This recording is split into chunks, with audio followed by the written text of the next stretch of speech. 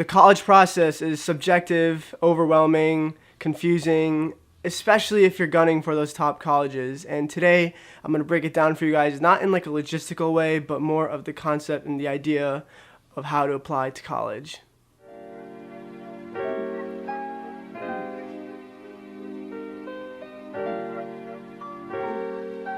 Welcome back to Applying to College. This is the third installment in this series. Today, I'm going to talk about the whole story behind it. Who are you? Why are you applying? And let's get right into it. To start off this video, I want to talk about what high school really is. It's just a 4-year-long strainer trying to figure out who the best of the best are in the classes.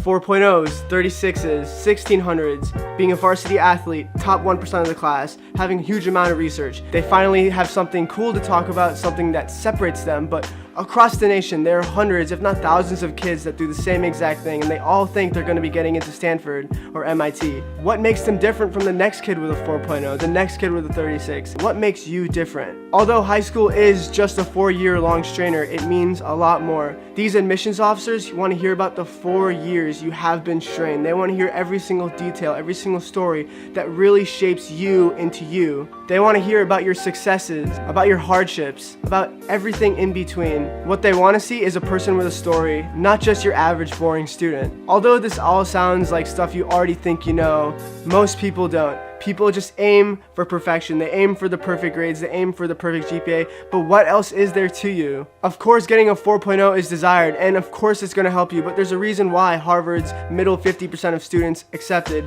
got between a 32 and a 35 in the ACT, not a perfect 36, and why Vanderbilt's average GPA is a 3.78, not the perfect 4.0. There is a reason why you see a bunch of kids complaining on forums about not getting into these top colleges when they knew a bunch of people who did with lower stats. Perfection is desired, and it is a great first step, but it is not what gets you into these schools. Admissions officers see thousands of perfect students, especially at these top colleges. So they're trying to look for somebody different, trying to find somebody who will fit for their purposes. Whether it be a talented clarinet player or somebody who started a nonprofit, maybe somebody who's a top recruit for soccer or even an Intel Science Fair winner, they want to build a diverse class filled with lively students, more than just ones with an academically wired brain. Now, don't get it twisted. There are those few academically gifted kids that only academics gets them into these top colleges. I mean, they take 20 to 25 APs, getting 5s on all of them, and they self-studied for half of them.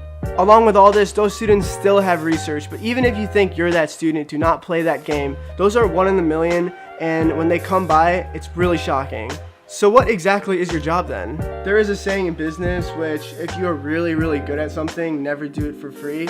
And it kind of works for college as well. If you're really good at something, capitalize on it. And if you're not, become good at something. Join a club you really like and put in your 100%. And when I mean put in your 100%, I really mean it. I mean gun for the president's spot, or maybe change the whole dynamic of the club itself.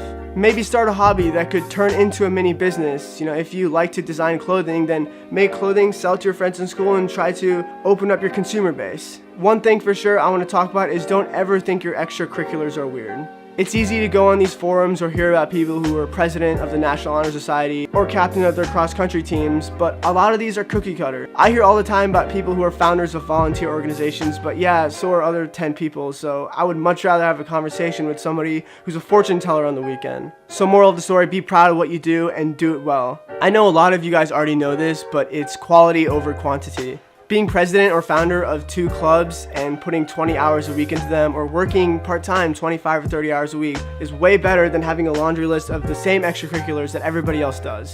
At the end of the day, these extracurriculars should really shape who you are, and that shaping should be noticeable through your essays, through your alumni interviews. You as a person should honestly change. It should be genuine, it should be meaningful. As much as people talk about doing these things just for college, you should have done them for yourself and really seen growth that you can portray onto your application. One thing that is an unfortunate truth about life in general is that there will always be somebody better at you at something, but there is a way to combat that. You just have to brand yourself better. You got to put yourself out there better. You must have a better story to tell. That's all this is about. At the end of the day, honestly, just be someone. Have a story to tell. Don't be boring. Be productive. Be creative. Of course, aim for the 4.0 and aim for the 36. Those things are obviously very important and they help. But more than that, just show more qualities of who you are, somebody they want. Honestly guys, this whole process is very subjective. Nobody should be overconfident and nobody should be underconfident. Just do what you can, do to the best of your capabilities. I got a C- in the class and there was no way I thought I was going to be getting into a top 20 school. Things happen, you might be surprised. They are looking for very different people, so just do what you do best and gun for it. It really will be worth it in the end, trust me. I hope you enjoyed today's video. It's a bit different. It's not like the other videos I've posted where I gave you a list of things to kind of like go over to learn. This is just kind of an overview of what this is all about and how you should take it. The next video I make will probably be my move-in day vlog. I'm so excited to start doing that, but yeah, I have like 2 days left here. It's kind of weird. Alright guys, if you did enjoy this video and you learned something from it, please like, comment, and even subscribe for more applying to college videos in the future and the college vlog. Until the next video though, I'll catch you later.